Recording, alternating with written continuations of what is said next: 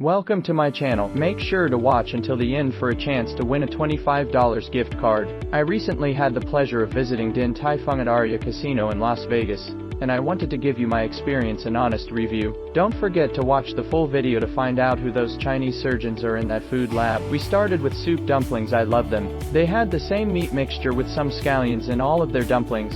You would have different meat options though. The soup was steaming hot in there, so be careful. We ordered spicy wontons, which were not that spicy, but if you can't handle the heat, it's not for you. It was one of my personal favorites. We ordered some regular dumplings too. It was just as good as the others. This taro bun dish we ordered was my least favorite. It had the same dumpling mixture, but the bun was too thick and it wasn't for me. Too doughy and sticky in the mouth.